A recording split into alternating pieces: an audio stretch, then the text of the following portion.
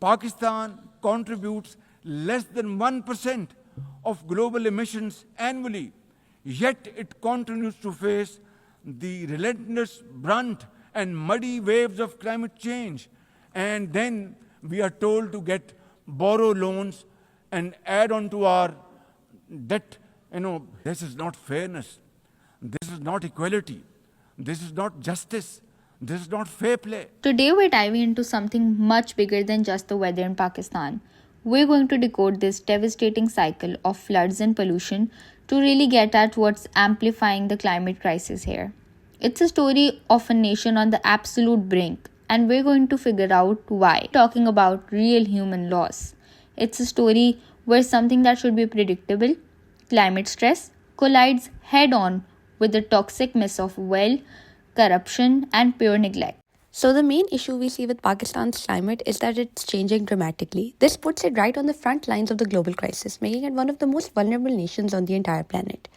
According to this table, we see that temperatures aren't just going up, they're pretty inconsistent. So the thermal low and thaw regions are getting hotter, but at the same time, coastal areas in the monsoon belt are getting colder. Temperatures have actually decreased there. This kind of regional chaos completely messes with established climate patterns, making extreme unpredictable weather the new normal. And it's not just the temperature, the rainfall is all over the place too. The monsoon belt, it's getting wetter, which dramatically cranks up the risk of devastating floods. At the same time, other places are getting less rain, which makes it difficult for agriculture and water security to be managed.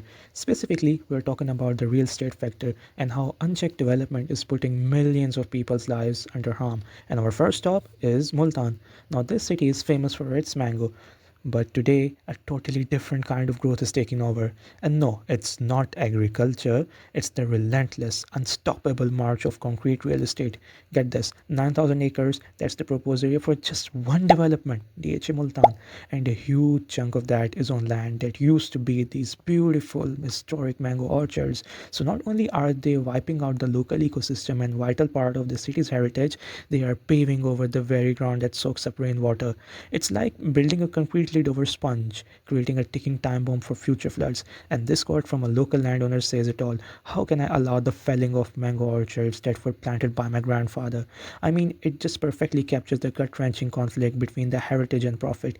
You have local farmers facing immense pressure to sell ancestral lands to these huge developers. And if you thought the situation in Multan was bad, let's head over to Karachi. The issue here is frankly even more stark. We are talking about Pakistan's Supreme Court delivering an absolutely severing verdict on country's largest private real estate, Bahria Town. The words that they use, illegal and void. That's a legal bombshell. I mean, look at the findings. The court found that the whole land swap was illegally done by Bahria Town, Karachi. The original grant violated the law.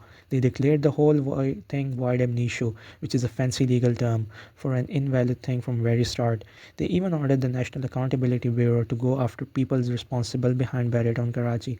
It's just staggering, and it makes you wonder, right? How many other massive projects are built on this kind of shaky illegal ground? And this next example from Lahore almost feels like parody, but it's completely real. On the right, you have the reality. On August 29, the flood waters from River Ravi struck Parkview City. It was a severe flood. On the left, you have the defense from the owner. The next day, Aleem Khan says the project was legal and it had all the right certification. And he even blames RUDA, a government agency, for not building flood protection for a housing society that's literally built over a riverbed. It's a perfect and pretty depressing illustration of this massive disconnect between promises and reality. What are the authorities actually doing? One, the billion tree tsunami. I mean, it sounds incredible, right? It was hailed around the world as this huge environmental success story, a real climate solution. But was it? Or was it, as some have claimed, a massive fraud? Well, while the world was applauding, sources on the ground were painting a very, very different picture. There are claims of trees that were never even planted, of misused land, and of billions of rupees just siphoned away. The allegation is that instead of making the hills of Swat and Air green and stable, the project left them barren and even more vulnerable to landslides. Okay, let's switch gears from trees to air. In smog-choked Lahore, the government has rolled out a new weapon in its arsenal, the anti-smog gun. These are basically powerful cannons that spray a fine mist designed to drag pollutants down out of the air. And this raises a really critical question. What about Lahore's water scarcity problem? And have they really discussed the impacts of such machinery being introduced?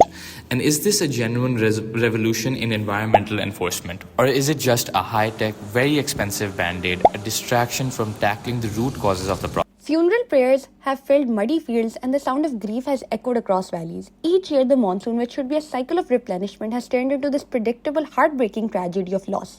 More people have died not just because the floods were furious, but because of sheer negligence and mismanagement. These aren't just natural disasters anymore, they're human tragedies magnified by massive failures in governance. The question has to be, what is the way forward? How do we reclaim the future? And it's basically a 5-step roadmap for change.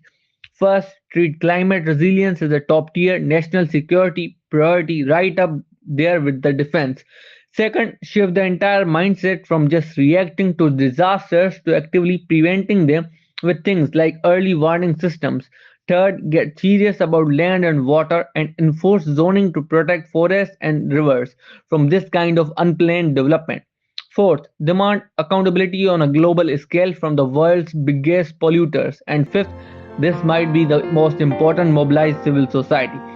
Get communities and public involved in demanding political will and real action. So it will all come down to this. The next monsoon is on its way. It's inevitable. The question is, what will it bring? Renewal, or will the cycle of rain just continue?